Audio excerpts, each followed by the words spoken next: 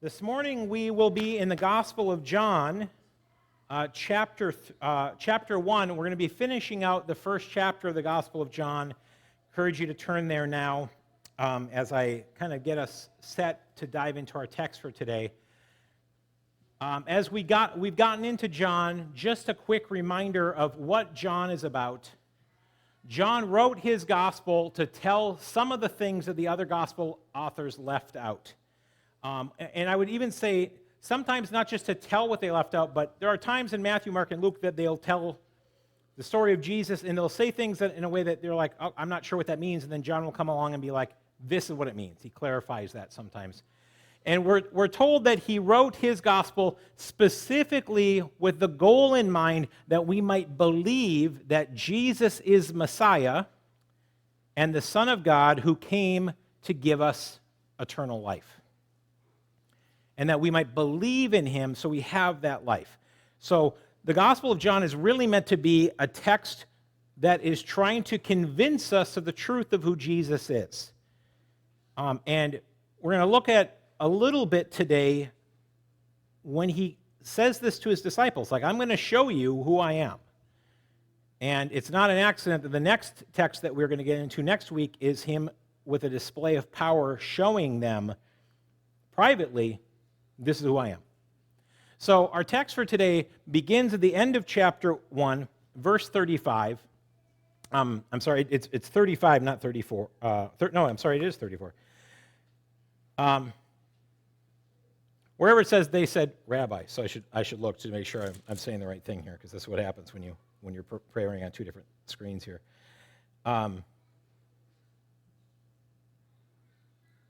Yeah, 35. Sorry, we're in verse 35.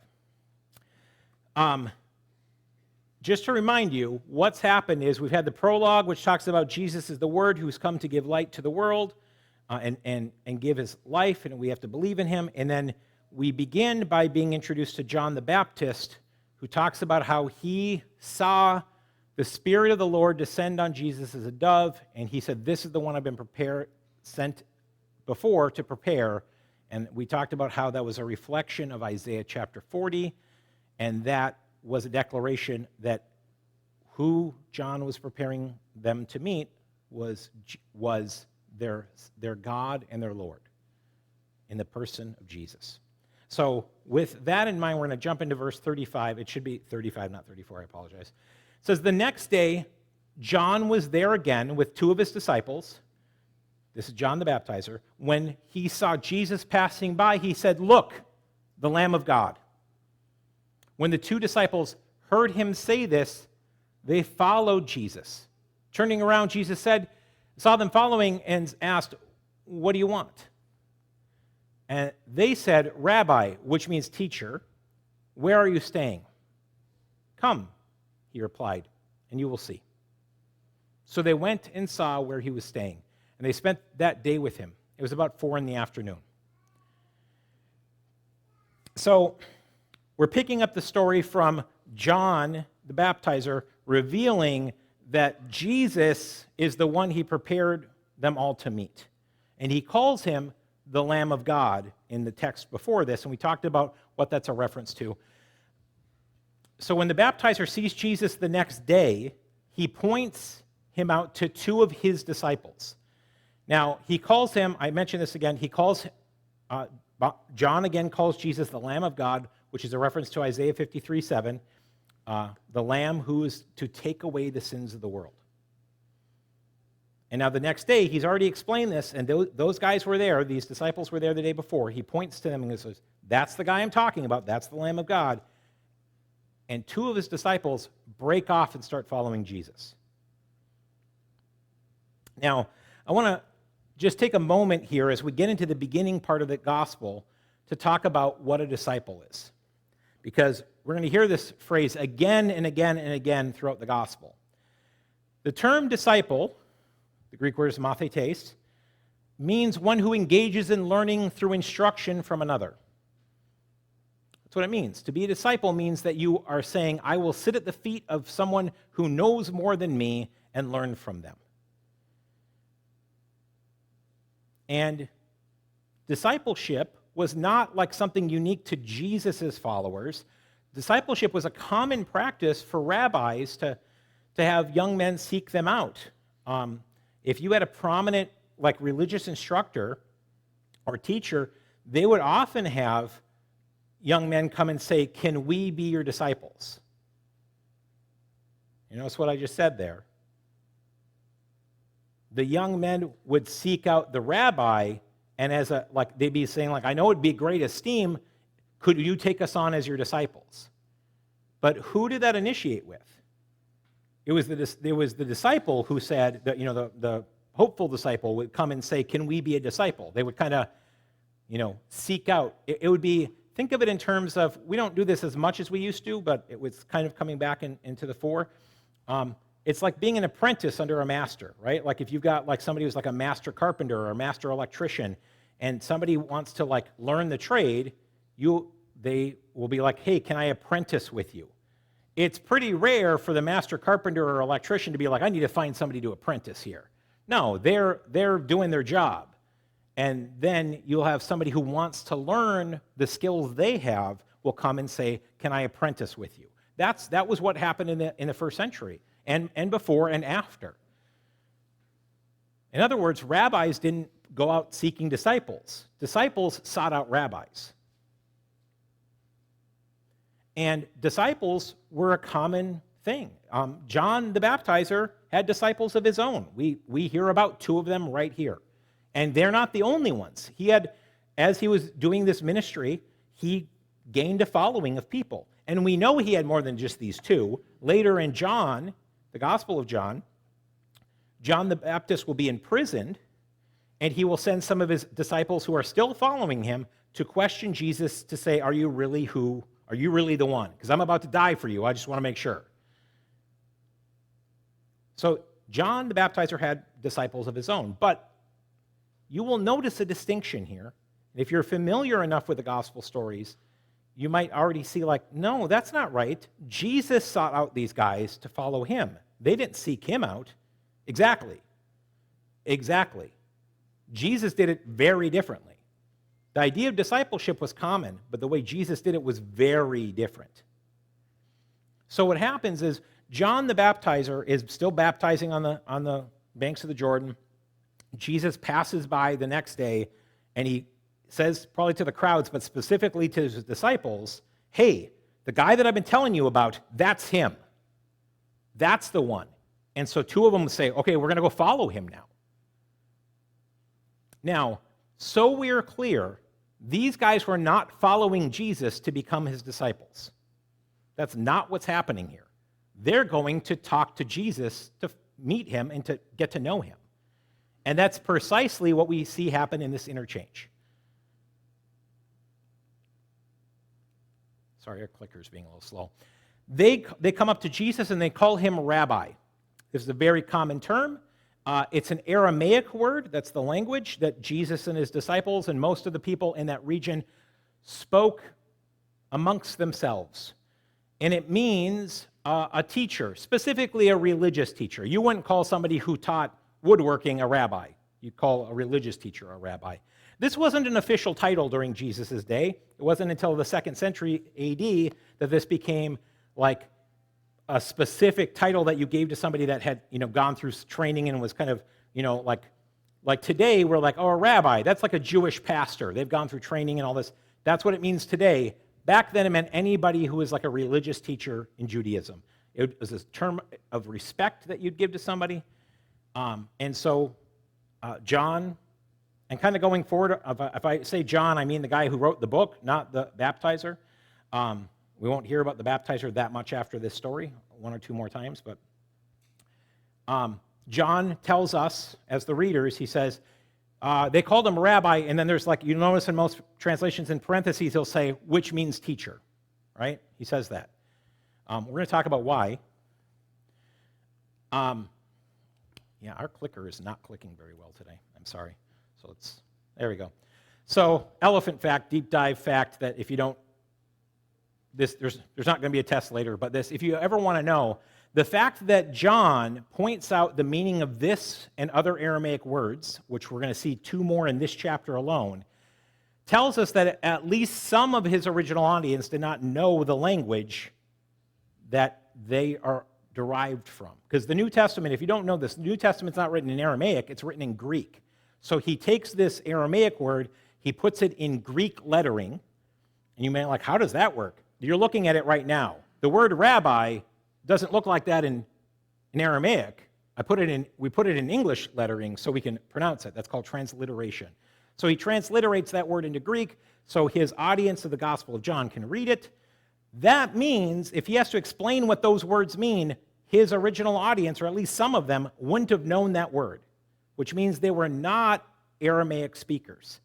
This implies that they were either what we call diaspora Jews. That means they were Jews, but they were scattered outside of the area of the world, modern day like Israel, Palestine, that would have spoken Aramaic, because that's the only place they spoke that language at that time, really. Or they weren't Jewish at all, which is just as likely. And if you're like, what does that matter about anything? Well, it actually kind of does matter, because John is trying to convince his readers that Jesus is Messiah, but he has to lay out a case for what Messiah is if you're not Jewish, because Messiah is a very Jewish concept. So he has to do that. So a lot of times, John does this thing where he'll like say something about like a festival or like a Jew or Aramaic terminology, and then he'll do a little thing where he explains it because he assumes that his audience isn't all familiar with it. Which means if we're not familiar with it, because we don't speak Aramaic and we don't know what these words mean, it's really great for us because he tells us what it means. So when you see those little parenthetical statements there, that is really from the original text, but that is John explaining to his original readers, this is what that word means, because I'm assuming you don't know that. Okay? And we're going to see that a couple of times in this text alone. So the baptizer's disciples, they don't become Jesus' disciples until he invites them to follow him. And they say, where are you staying? And he says, well, come and see. And I would actually argue that I don't know that they actually become his disciples even in this moment. But he's inviting them to come and check him out. They want a conversation with Jesus to kind of figure out who he is. Now, if you are familiar with the synoptic gospels, Matthew, Mark, and Luke, and you read the stories of the calling of the first disciples, right, you get this picture that Jesus walked up to these complete strangers, right? He walked up to Peter, who he never knew, and said, hey, come on, follow me, I'll make you fishers of men. And we're like, wow, and he just dropped his nets and left everything. John wrote after those gospels were written. And I'm sure other people thought the same thing, and John said, that's not how that happened. Yes, that event happened, but there was something that happened before that event. This was not the first time they met Jesus. It would have been unbelievably bizarre for some. I mean, think about it today. If I just walked up to Robbie, and Robbie and I have never met, and I've been like, hey, I'm that religious teacher everybody's been talking about. Come and follow me. Leave behind everything you know and come and follow me. And if he did, you'd be like, are you okay, Robbie? Is something wrong, man? Because, like, that's not cool. You don't just, like, drop everything. But if we've already met and, like, established some level of relationship, and then I give that invitation, it makes so much more sense. John is showing that that relationship was already established. And then he officially later on, Jesus comes and says, hey, I'm asking you guys not to just hang out with me a bit. I'm asking you to come and follow me as he's leaving to do ministry. It makes so much more sense of the Gospels. And we don't get that from Matthew, Mark, and Luke. We get that from John. And there's a reason for that. Again, John is trying to explain, there's some stuff going on in the background that you guys didn't get in the other story. I'm going to tell you that stuff. So here's another elephant moment. We're told in the next verse that Andrew is one of these two guys that follow, that he was a disciple of John the Baptist. He leaves. He goes and starts becoming, and later on becomes a disciple of Jesus. But the other of these two is unnamed in this fourth gospel. We don't get his name. Nowhere in the Gospel of John do we say, so Andrew went and got his brother Peter. We're going to talk about that in a second. And then the other disciple, whose name was, we never get that. So the other is unnamed in the fourth gospel. However, knowing the specific hour of the meeting. Like it says, oh, by the way, they went and followed him. It was about 4 o'clock in the afternoon, if I remember correctly. What does that tell you? He also happens to be one of the only disciples whose name never appears in this gospel. But there is a weird disciple. If you don't know this, the Gospel of John has a list of all the disciples like every other one. But one of the disciples is missing in that list. And it's not a list, it's just all the disciples are named in different places, except for one. But there is one of the disciples who keeps being called the beloved disciple. And that one who is missing, who probably is that beloved disciple, is overwhelmingly likely to be the other of these two guys. It's John, the guy who wrote the book. He would have known the hour. It was about 4 p.m. Why? He was there. He was there. From the very beginning, he is there.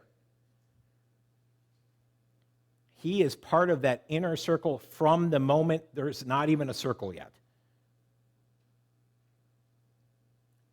It believes many, including myself, to believe that that unnamed disciple is John the evangelist, John, the writer of this gospel, who also wrote 1st, 2nd, and 3rd John in the book of Revelation.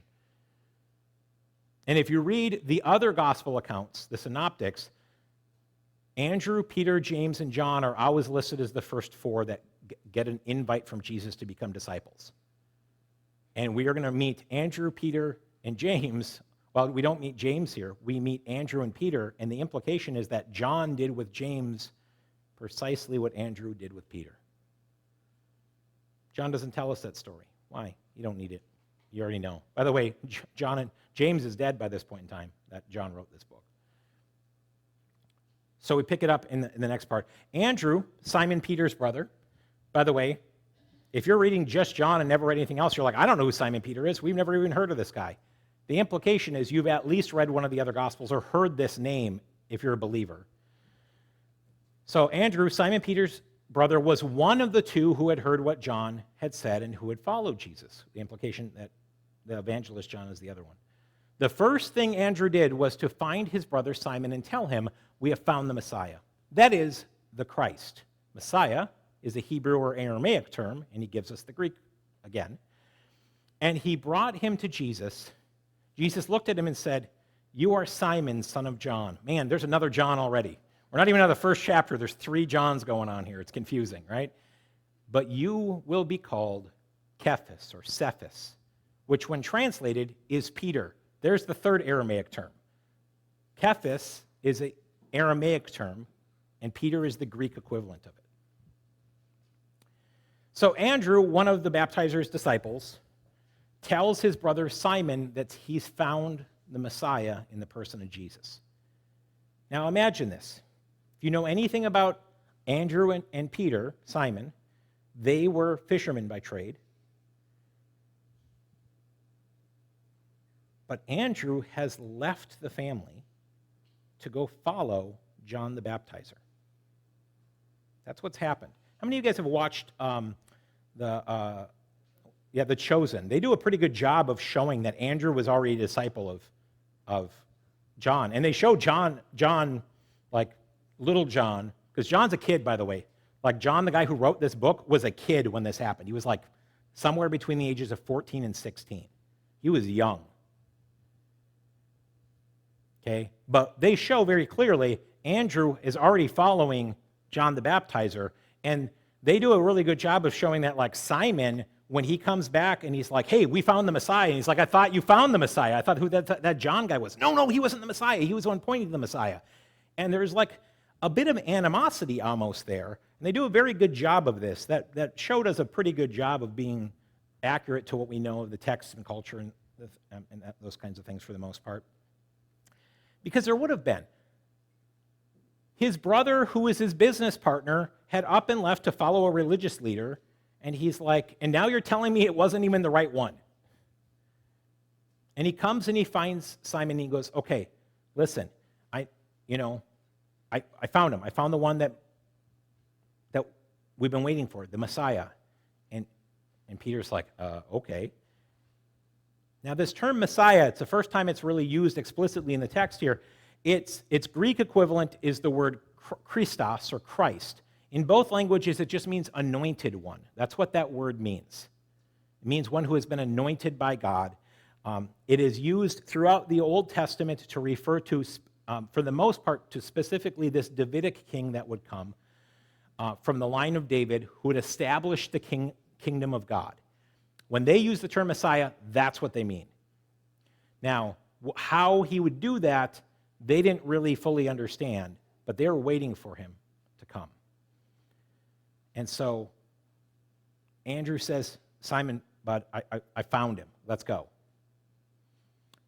And you'll notice what happens is Jesus actually comes to meet Simon. And this is not at all in conflict with what we read in the other Gospels. Jesus comes and says, hey, your name's Simon. I'm going to call you Cephas. Now, you'll notice Jesus doesn't call him Simon. He calls him Simon, son of John. You'll see a lot of that. Andrew, son of John. Simon, son of John. This guy, son of that guy, blah, blah, blah. That was their last name. I don't know if you know that. Jesus later on will be called son of Joseph. You're like, no, he wasn't Joseph's son. Well, but that's how everybody would call him. Like, if your name is son of John and you come to the U.S., they just change that to Johnson.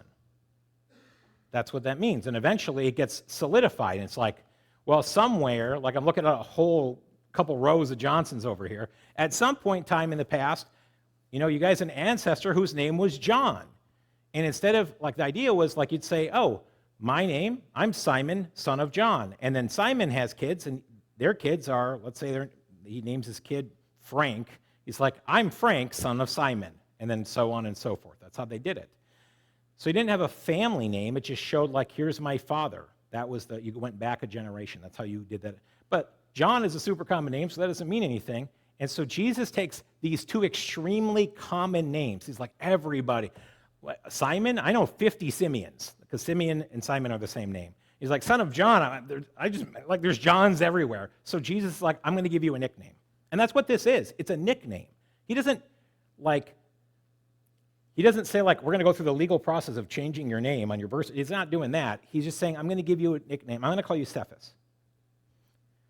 It's actually pronounced Cephas in Aramaic. And that is an Aramaic term. And then our author translates it into Greek for the Greek-speaking audience. He goes, oh, we would call this guy Petros, because they would get the play on words. Kephas and Petros both mean rock.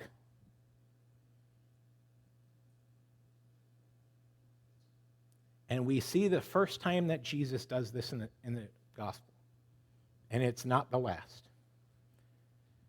He declares somebody's name or gives them like a nickname. And in this renaming, he is not simply saying, this is who you are. He's saying, this is who I'm going to make you to be.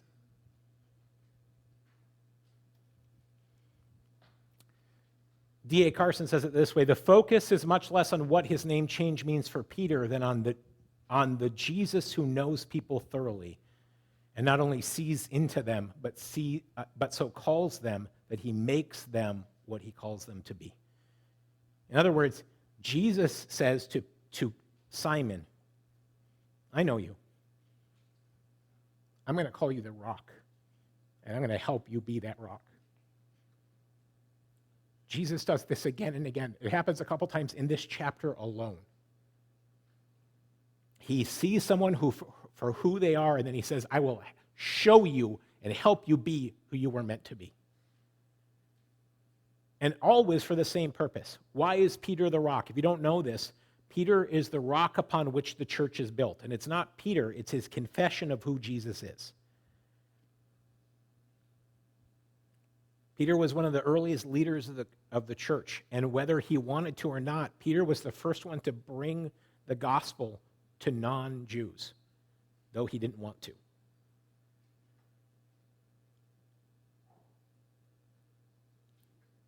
So Jesus meets him, and this is obviously, if you read this and you say, wow, so this is all that happened. This was like, they had like a 2-sentence conversation. No, that's not what happened. John is giving us the highlights and saying, yeah, you know the other stuff. He said, hey, I'm Jesus. They met, and then at some point in time, whether in that conversation or later, he said, I want you to come and follow me.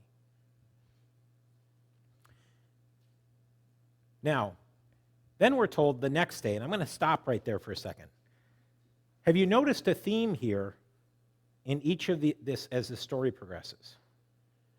If you go back to the beginning of this story, which is really in verse 19, it says, this happened, and then the next day this happened, and then the next day this happened, and then the next day this happened, and then the next day this happened, and then 2 days later you get to chapter 20, or chapter 2.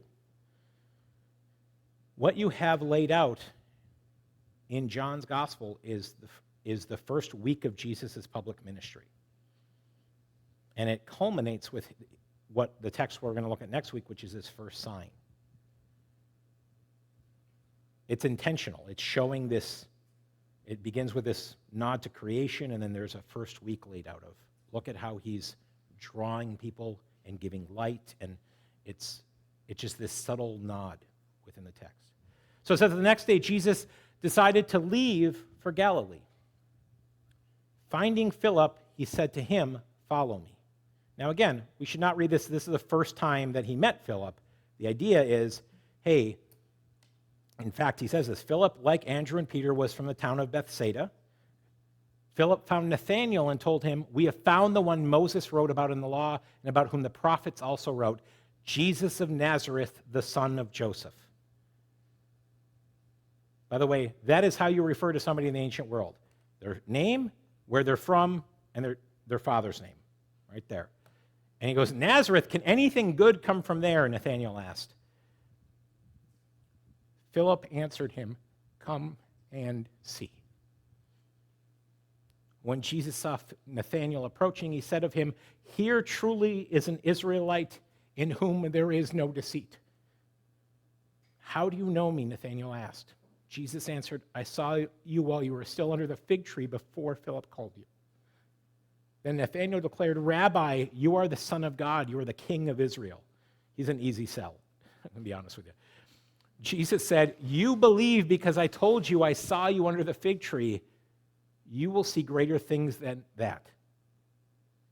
He then added, very truly I tell you, you will see the heavens open and the angels of God ascending and descending on the Son of Man. So Jesus and the 3 disciples leave for Galilee, and you'll notice it's when they're leaving for Galilee that he goes out and he grabs Philip. Now, I said they meet Philip. It's probably more accurate to say they met up with Philip. John makes it clear that Philip is known to Simon and Andrew. They grew up in the same town. Also, so we're clear, they didn't necessarily live in that town anymore, but that's where they were from. They were like childhood friends. And so again, if we see like he found Philip, it doesn't say that. He says, upon finding Philip, meaning like, hey, we probably already talked to Philip, but then he says to Philip, as they're leaving the region, hey, come on, follow me. At that point in time, these other guys have already been given that invitation. We have that in the Synoptics. Jesus would have said, as he's leaving the region, I'm leaving now. You guys are welcome to follow me. And they do. So he meets up with Philip, who is invited to follow him along with these other 3 guys. And that what we get is really an image of Philip saying, yeah, I'll follow you. Hold on. I got to do something real quick. And he runs off and he finds one of his friends. His friend's name is Nathanael. How many of you guys know the list of the 12 disciples? Like, if I said, who are the 12 disciples? Could you name them? Yeah, we're not real good about that. I'm going to tell you right now, Nathanael is not on that list. He does not appear in the Gospel of Matthew, Mark, or Luke. So is this some other guy? No, it's not. This is actually probably the guy who is called Bartholomew in the Synoptics. And you might say, why would they call him Bartholomew? Well, Bartholomew literally is son of Tholomas. This is his family name. Nathaniel would have been his proper name, like Simon, son of John. See all that? But Jesus doesn't call him Nathaniel, son of Tholomew. He calls him Nathaniel, and then he refers to him in a very specific way. And it's interesting, in all three of the Synoptic Gospels, we're pretty confident it's the same guy, because in all three of the Synoptic Gospels, in every list, it goes Philip and Bartholomew. Well, who's the one that's associated with Philip? Nathaniel. And it's very likely that John, when he wrote this, he's like, you guys all call him Bartholomew. Sure, I guess that's how some people know him. I knew him as Nathaniel, because that's like his name. But like outsiders would have probably called him Bartholomew. And you'll notice a lot of the disciples have multiple names. That was a common thing back in the day. It still kind of is. So Philip tells Nathaniel here that Jesus is the one whom all the scriptures point to. That's what he says when he says, this is the one about whom Moses spoke and about who the prophets wrote. Later on in the Gospel of John, Jesus, to some of his critics, will say, you study the scriptures diligently because you think that in them you have eternal life, but these are the very scriptures that testify about me. By saying Moses wrote about him, that's the law, and then he says, and about which the prophets spoke, that's the prophets. That's 2/3 of the Old Testament. And then John constantly, and Jesus is constantly quoting from the other third of the Old Testament as well. When Philip says this, he goes, it's the one, basically, the way we would say this, it's the one the Bible's been telling us about. Their Bible is the Old Testament. That's who this is. And Nathaniel's response when he finds out that he's like, and his name is Jesus of Nazareth, son of Joseph. And notice, he doesn't care about the son of Joseph part. That doesn't bother him. It maybe bothers us, because why would they call him that? Because that's what everybody would have called Jesus. That's his presumed father's name. It's the Nazareth part that bothers Nathaniel. He's like, Nazareth? And notice, he doesn't do this like, if you're familiar at all with this, he doesn't do something like, wait, I thought Messiah was supposed to come from Bethlehem. The Synoptics dealt with that. He did. He was born in Bethlehem. That's where he's from. That's because that was his family's hometown. He's from the line of David. Jesus is really Jesus of Bethlehem. That's what you'd expect. But he grew up in Nazareth. And Nathaniel, who's from Bethsaida, which is just down the road, is like, Nazareth? No. Nothing good comes from Nazareth. And he asks a kind of pejorative question, like, can anything good come from Nazareth? Fleas, that's what comes from Nazareth, all right? This is, and I've used this equivalent before, this is not disparaging towards this town, but like Nazareth was like the size of Forreston. It was small. And Bethsaida is one of the bigger towns in the region. So imagine that you're from St. Cloud. That's probably the best example. Like you're from St. Cloud, and you find out Messiah's from Forreston, and you're like, I drove through that once. There's nothing there. Like there's nothing comes from there. Nothing. That's kind of his attitude. It's not anything specifically against Nazareth, other than it's just a small little podunk town. But notice what Philip does here. Philip, who has become a disciple of Jesus, does what Jesus does. He says, oh, you want to know if anything good can come from Nazareth? Come and see. He uses the very words that Jesus uses when he invites his first disciples to say, come and see. Come and see. Come and check him out and see if he's the real deal. And so Nathaniel does, skeptically. Again, D.A. Carson, Andrew and Philip set a precedent here, though, which is not to be missed in this text. And if you're not really paying attention up to this point, pay attention to this. Andrew and Philip become the first in a long line of successors who have discovered that the most common and effective Christian testimony is the private witness of friend to friend, brother to brother. That has been the foundational principle of truly Christian expansion ever since. New followers of Jesus bear witness of him to others, who in turn become disciples and repeat the process. We're told the first thing Andrew did when he met Jesus was he went and told his brother. The first thing Philip does when he meets Jesus is says, I have to tell my best friend. Do we do that? Do we have that kind of passion and excitement for Jesus that we tell our friends and our family? Or do we fall into that lie and say, I don't want to ruffle people's feathers. I don't want people to be like, man, like if we're passionate about something, we tell the people around us. And that's what they do.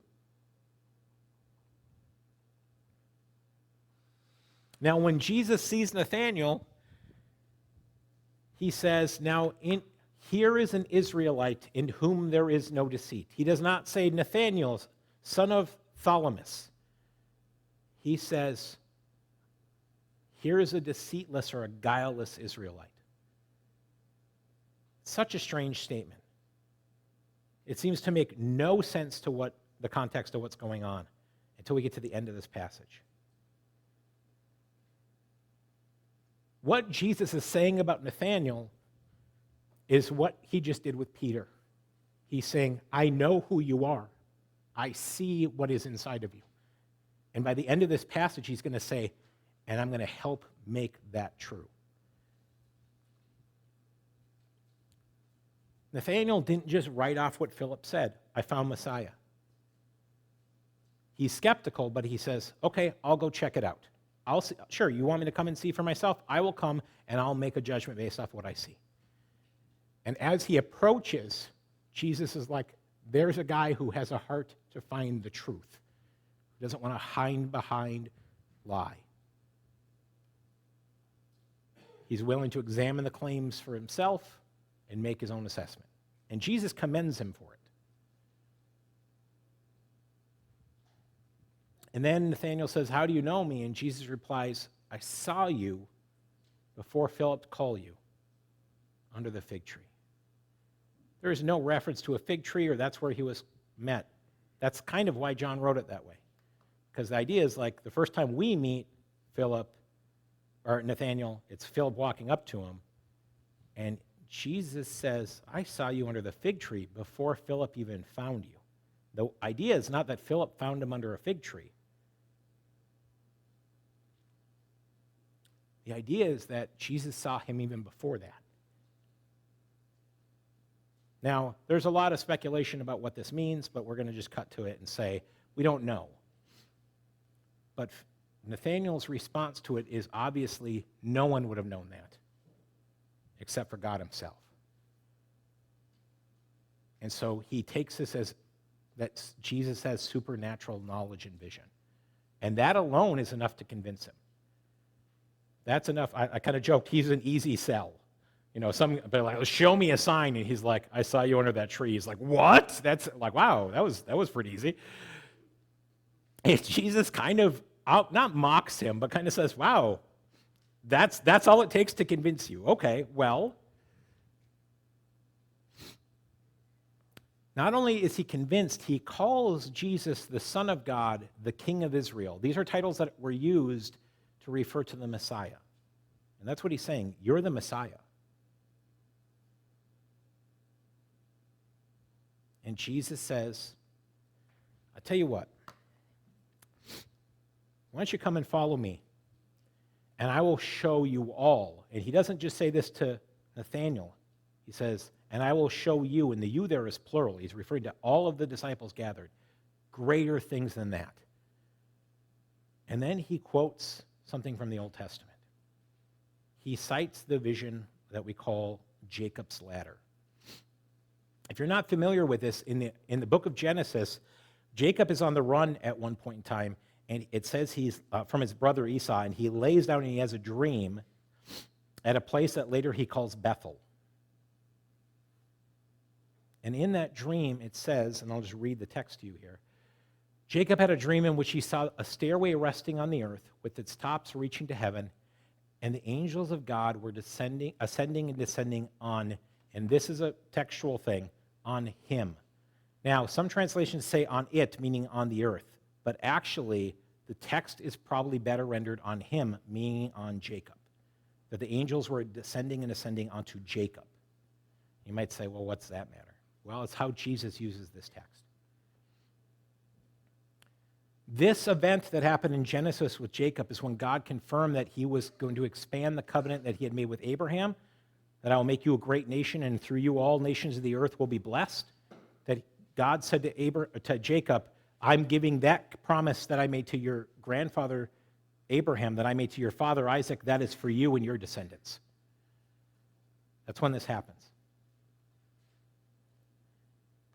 And here is the crazy thing.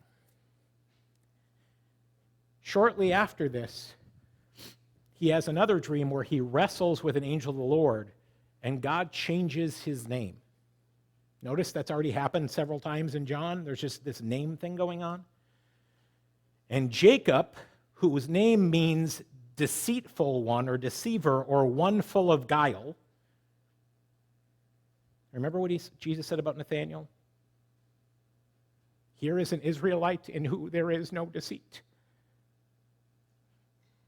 He changes his name from Jacob, deceiver, liar, to Israel, which means the man who contends with or sees God. When Jesus sees Nathanael, he goes, now here's an Israel with no Jacob in him. That's what he says. Here is an Israel with no Jacob in him. And then he's like, how did you know? And he goes through all this, and he goes, I saw you under that tree. If you read the text of Genesis, Jacob goes to sleep under a fig tree and has this vision. And Jesus says, Nathanael, I saw you under that fig tree. Now, Nathanael probably doesn't make that connection, but when he says, you want to know? I'm going to show you greater things. You will see the heavens ripped open, and the angels of heaven ascend and descend on the Son of God. He is referring to this event in the Old Testament. Jesus is actually showing them something. He is telling them, I have come to be what Jacob was meant to be. I have come to be true Israel. This is a common theme in the entire book of John, that Jesus has come to be what Israel was always meant to be.